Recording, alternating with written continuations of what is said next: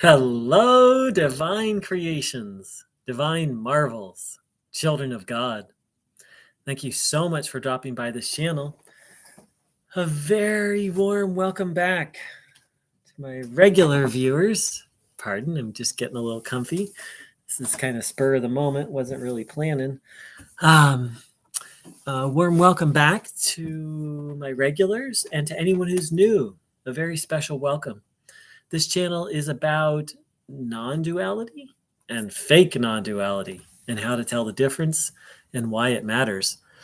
First and foremost, it is very important that you not believe anything I say, not blindly believe anything I say, but study, do spiritual practices, contemplate, meditate, inquire, and find out for yourself what's true. And please don't blindly believe anything that anyone says, especially someone who's claiming to be teaching non-duality, without doing deep due diligence and research. So, I received a comment recently about that was sort of criticizing me for being too mental. And certainly there's truth to that.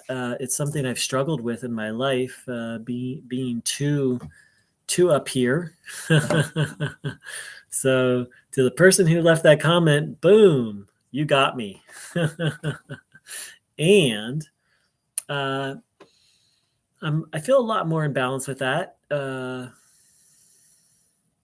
still work to do, but it does highlight a very important error, delusion of Neo-Advaita. And that is this idea of drop the mind. Just don't think, or just drop the mind. I hung out with one Neo-Advaita teacher, and they would say, you are the self, full stop. Meaning you are the self, don't think anything else. Stop thinking. As if that would somehow lead someone to actual realization. The thing is the mind is absolutely required on the path of actual non-duality, for a number of reasons.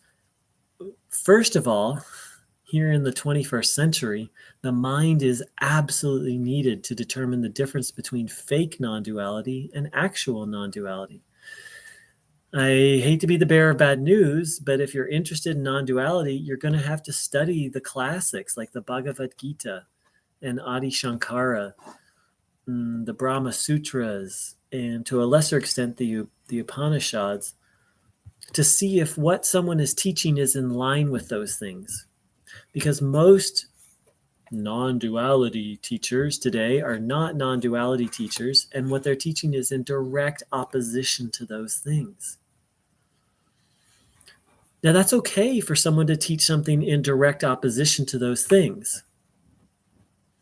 Lots of people do. The Sufis do, maybe not direct opposition, but the problem is these teachers borrow little bits and pieces and then ignore a lot and then kind of make up their own stuff. And the problem is the stuff they're making up is quite dangerous. For example, drop the mind. You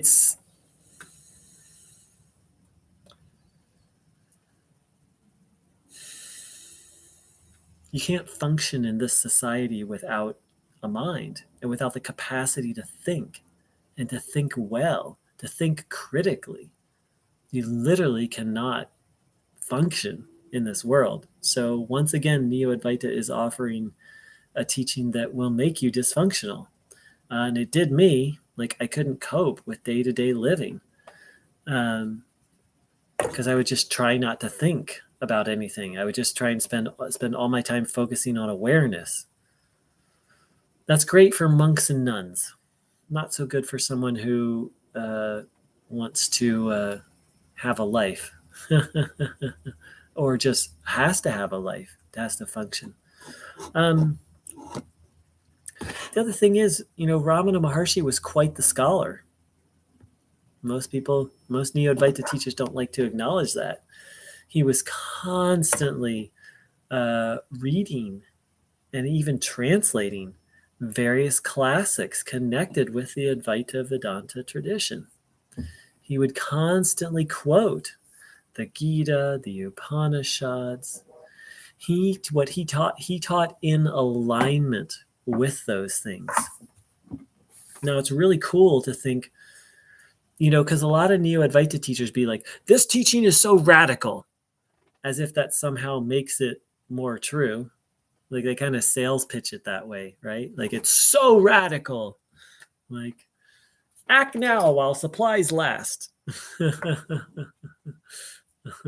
50% off. And that's okay to have a radical teaching. But radical doesn't equal true. And radical doesn't equal better. See, this is the kind of thing that I'm talking about. If you just drop your mind, you're not going to catch the nonsense. Like, that's nonsense. That because something is radical, it's better. You're not going to catch that what's being taught is in direct disagreement with, again, the classics of Hinduism. And also common sense. Advaita Vedanta is actually very common sense. It has guidance for how to actually live your life and how to embody and be an expression of the self. Neo-Advaita just teaches you how to trance out, which is fine. We all need to trance out sometime. But it's not fine. It's not a livable, it's not a sustainable, or it's not you can't live that way. You can live immersed in the self. I'm convinced of that. But Neo-Advaita doesn't teach you how to do that. So those were a few thoughts. I hope they're helpful.